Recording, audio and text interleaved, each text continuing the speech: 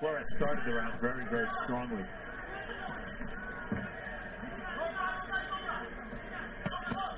Two body shots from Escandón, and a left hand on the body by Flores.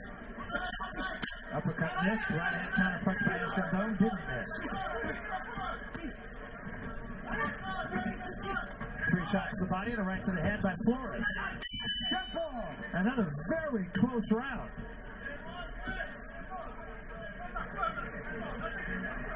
Ok, ahí vas. Ya va cogiendo su ritmo, ok. Ahí va cogiendo su ritmo ya.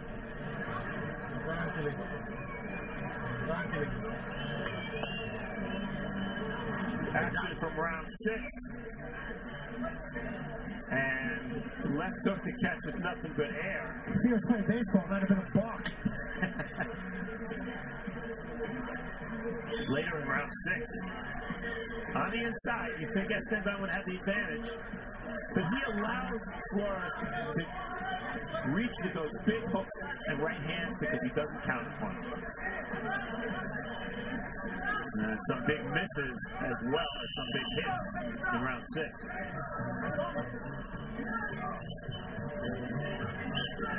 Buena pelea, huh? So we reached the midway point of this 12-round fight, and there is not much to choose between these two. I've got this fight dead even right now, Steve. As I do, 57-57 after 6.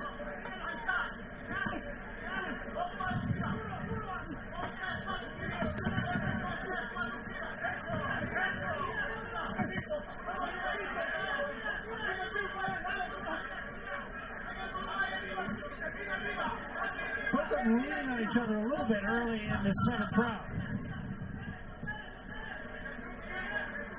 Once again, this is a 5'1" 122-pounder against a 5'9" 122-pounder. You're not going to see a matchup like that very often. No, although both fighters say, Flores says I fought a lot of short guys, and Escandón says I fought a lot of tall guys. Everybody's taller than Escandón, right? Even me, I love it.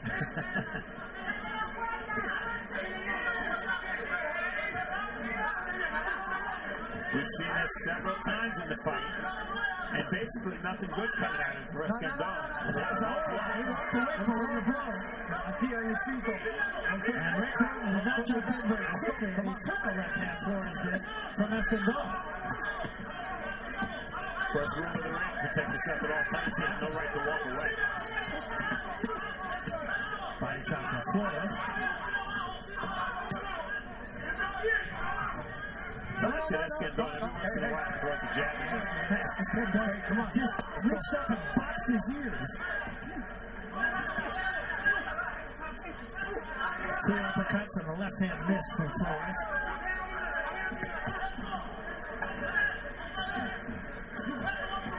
And now the Flores may at least Escandón may at least have his attention. I think Flores might be a little hurt here.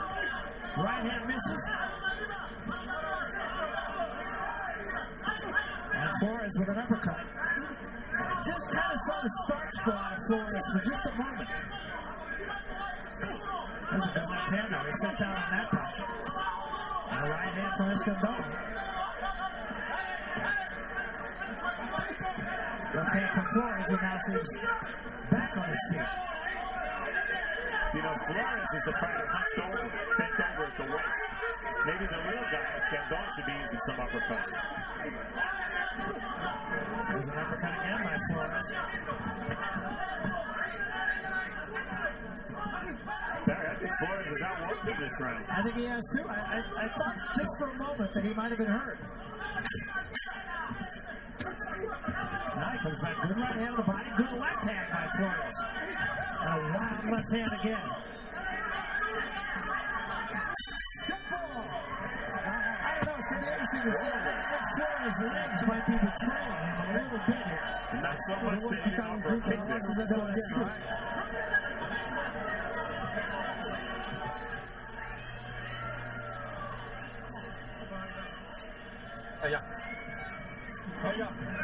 Action from round 7.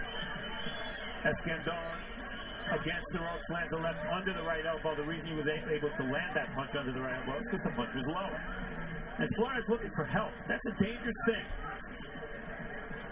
All right, you know, referee Ray Corona helped block that left hook. Dangerous time there for Flores. And then at the very end of the round, it gets a little chippy. It hasn't been that chippy. A nice shoulder butt, the right shoulder of Escandón, and a kick. There's a little elbow action below the belt, too, from Escandón. Lastina. Now. Let's see if this carries over to round 8. Lastina. Vámonos. Round 8 of a 12-round fight. It's been a terrific fight so far, and a very close one. And I'm really impressed with Flores. I guess you never can be sure how good an undefeated fighter is, even when he's made that record against subpar opposition. Well, he certainly stepped up tonight, and he's in a fight tonight.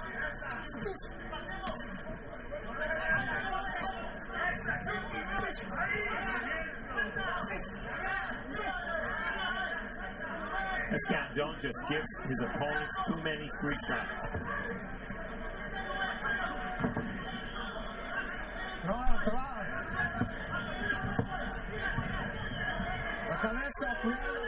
And their hands are free, so Ray Corona says go ahead. Crowd boos, I think he did the right thing. But Corona again is That was a good right hand. He's allowing Flores to use his forearm to set up shots. A lot of referees would not allow that.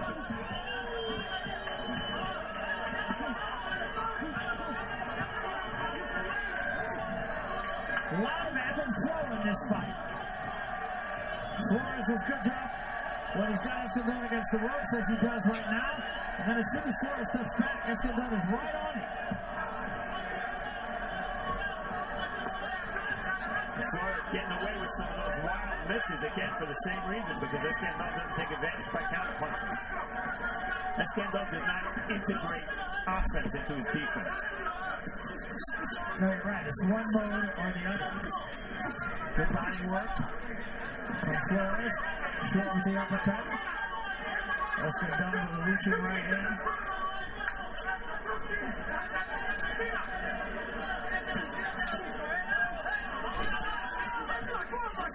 Not much of that got there. Got anywhere.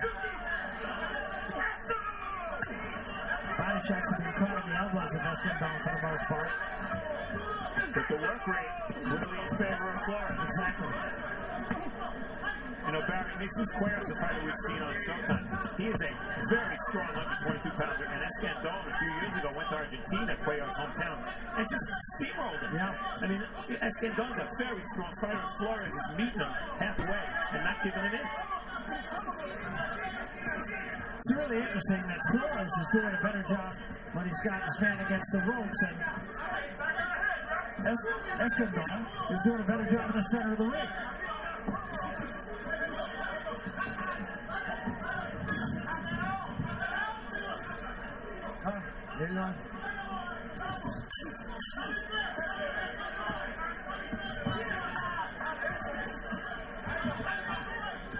Another very close round. They've all been close. There was a right-hand counterpunch from Escandón, but it didn't quite get there.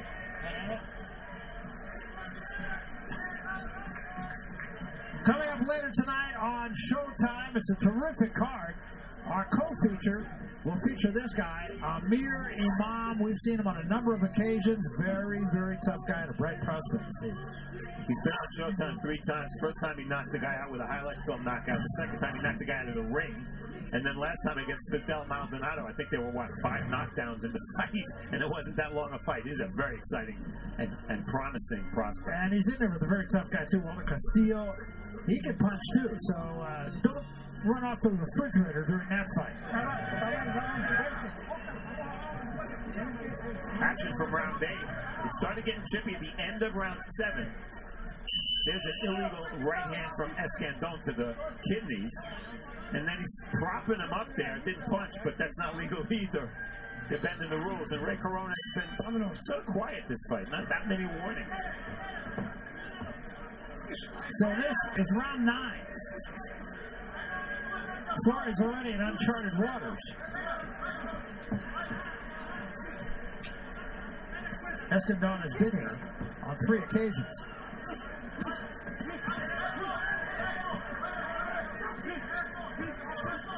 Well, there's still a third of this fight to go, and Escandón's not going to slow down. But if we're looking for signs that Flores is decelerating, I haven't seen it. I haven't either.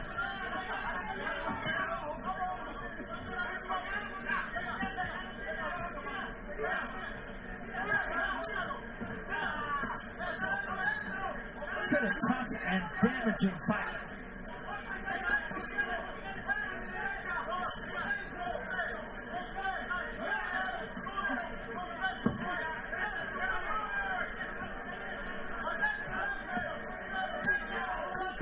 You know, Barry, as we get closer to the end of this fight, if it does go the distance, I'm a firm believer that the kind of punches Flores is throwing, which are longer punches, catch the judge's eye much more clearly, like that right hand, than the shorter punches of Escandón, even if they're not hard.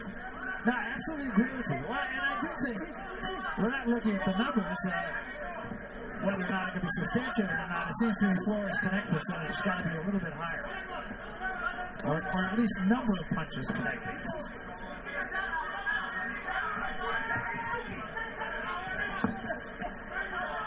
That's how he gave it the right hand, then turned him and hit him with the left hand, did Flores.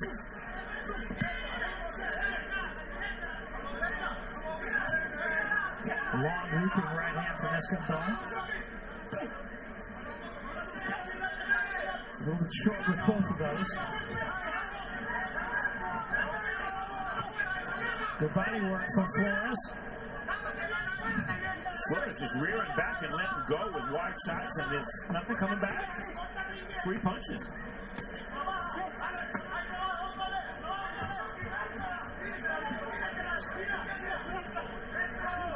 A little bit of desperation, I think, starting to show in Escandón here. Getting a little bit wild. Chopping right hand there. Of course, he started out a little bit wild, too.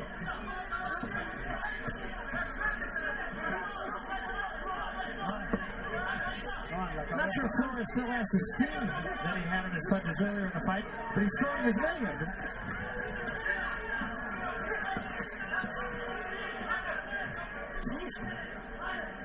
The pace hasn't really slowed down, No. Barry. That's what's impressive.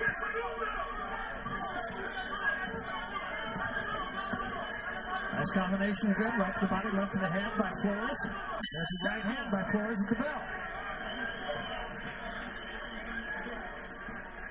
Este es un round de campeón, ¿viste?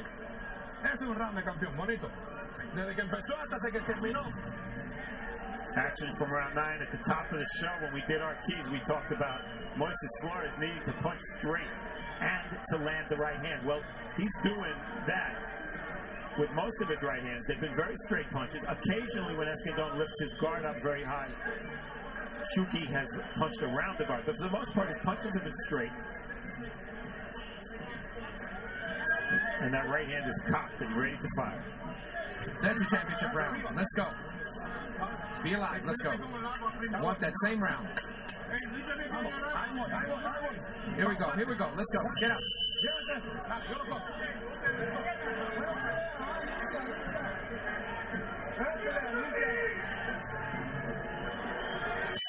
Round 10, 9 minutes left in this fight. I'd say Flores looked pretty fresh in this corner, too.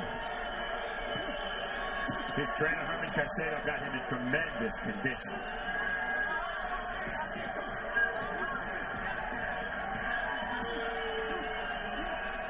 Flores fighting like a confident fighter right now. And I'm going to reiterate something I said before. This is a huge jump up in class for Flores. His last 2 fights were in the USA. But he's never fought anybody close to world class. And they're still going at it. Fast pace. Escandón seems like he knows or senses that he needs to do something dramatic. Yeah, that's what I started to see in the last round, I think. A little bit of, not frustration, but desperation. Yeah, look who's doing all the punching right now. Yep. And again, look at that forearm. This time the right forearm of Flores. It is not legal to prop up your opponent with your forearm. He's been doing it the entire fight. Clearly getting the best of it here.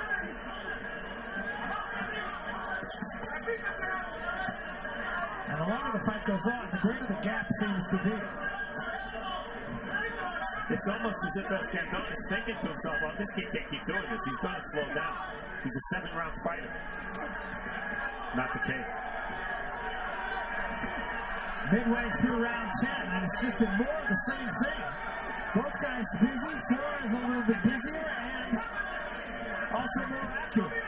2 wild left hands missed from Escandón. Some good body work by Escandón. The best of the fight this round. Good right hand from Flores. A nice uppercut from Flores.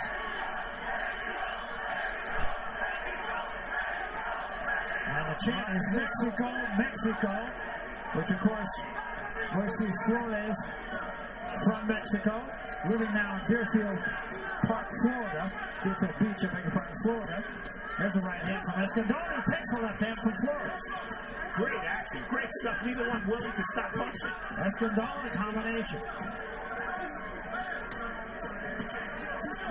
This is a great round. And another really tough round to score. Still could be there for the taking for either man. You gotta love the lighter weights, Barry. Heavyweights don't fight like this. Absolutely.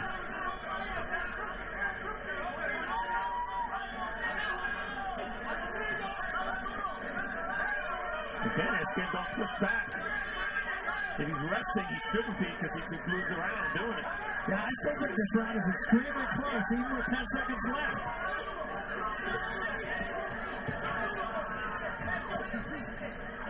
Very close round. Take your pick.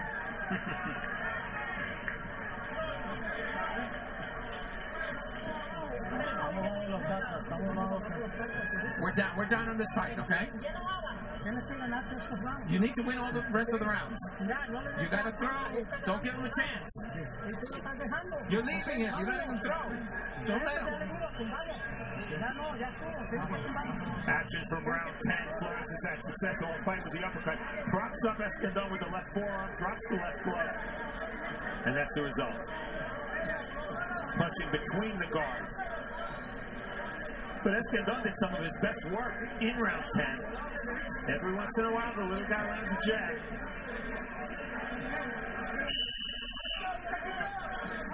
And Escandón with a big right hand. He missed about 4 punches before he landed that right hand, but the right was right on the button. What he hasn't been able to do all fight is land anything to discourage Moises Flores. This is round 11. And now, on my card, Escandón would have to do something really special to win this fight. Yeah, I have Flores ahead as well.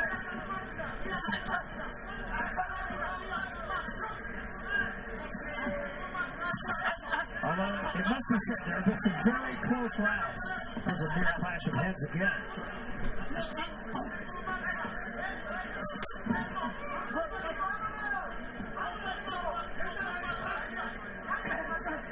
Flores still throwing punches. Come on. A warning for leading with the head from Ray Corona. They'll push 2 punches and then throw one with some meaning.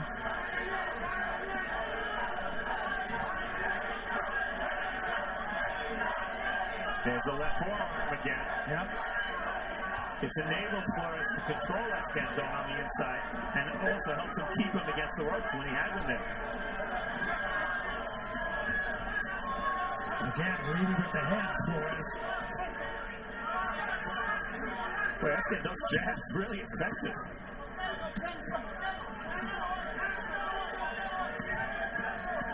There's a nice combination from Escandón. And a very good right hand to finish it. Yeah, set up by the jab.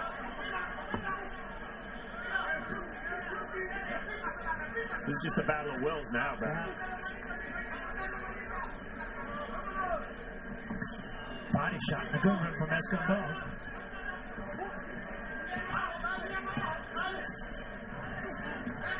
Escandón very consistent with his effort. Yes, he has lulls where he doesn't punch, but he fights pretty much every round the same. And yet Flores has not been discouraged by that at all.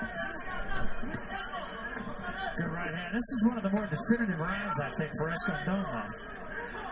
Yeah, I'll go with you. I think it's his round so far. How do you like the 5'1" guy jabbing the 5'9" guy? Yeah. Remember when Tyson used to do that against certain opponents that he had? Yeah, another not very big guy. That's an intentional. There's a good right hand. Flores led with his head down like it was his glove. He's been doing that a lot in this round, actually. But again, no warning from Ray Corona. 3-punch combination of Flores, and a right to the body and a left to the head.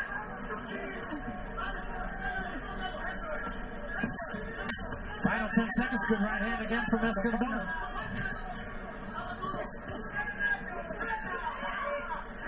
Flores finishes with some good body work, but I don't think that's enough to win the round. Yeah, he closed big time, and it was Escandón's round for the first 2 minutes. He did just enough to make it difficult to score. Again.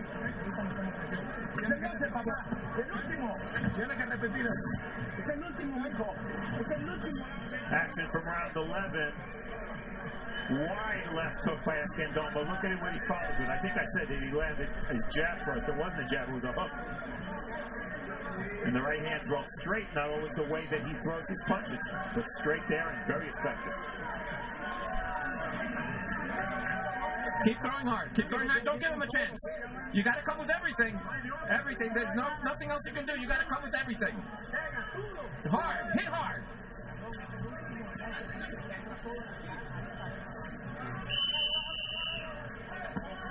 So buckle up. Final 3 minutes, and I expect it's just going to be wall to wall.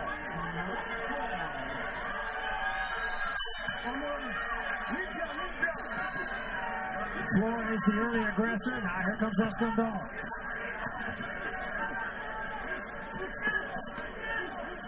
You think they're going to throw a few punches this round? I think there's a chance. And I think both corners probably said, you better go out and get this round just to make sure. I think they know they're fighting at the stub up. Because everybody who fights at the stub up gives this kind of effort. You're right. Not a knockdown.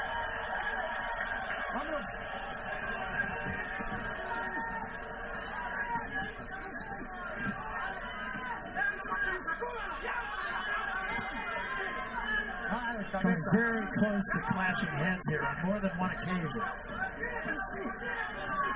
And you see the taller fighter going on the inside with the shorter guy. Normally you'd say that's a bad strategy. It has not been a bad strategy. It's worked for Flores. It's worked all night for Flores. Good left hand from Flores. Again, Escandón against the ropes. Now he spins off the ropes.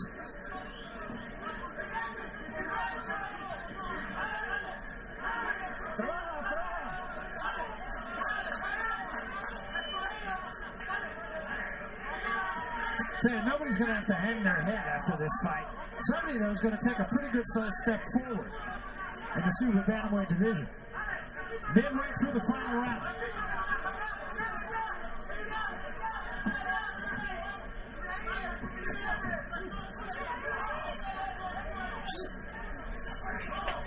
A lot of punching, Barry, in this round, but not much effective punching.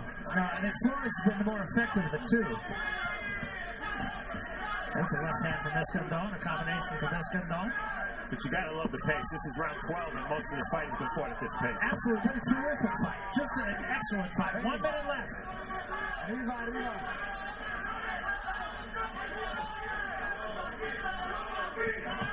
Reaching right hand from Escandón. Takes 3 in return from Flores. The crowd really loving this fight, too, as they should.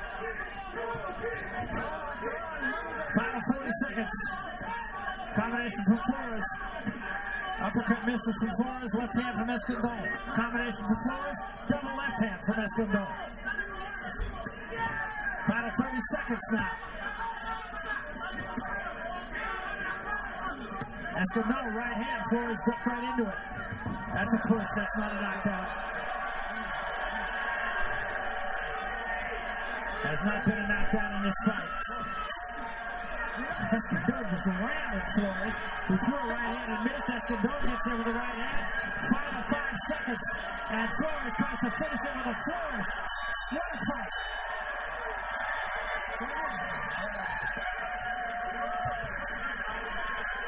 Fans appreciate it. They should all be on their feet. They really should be. That was a heck of a fight.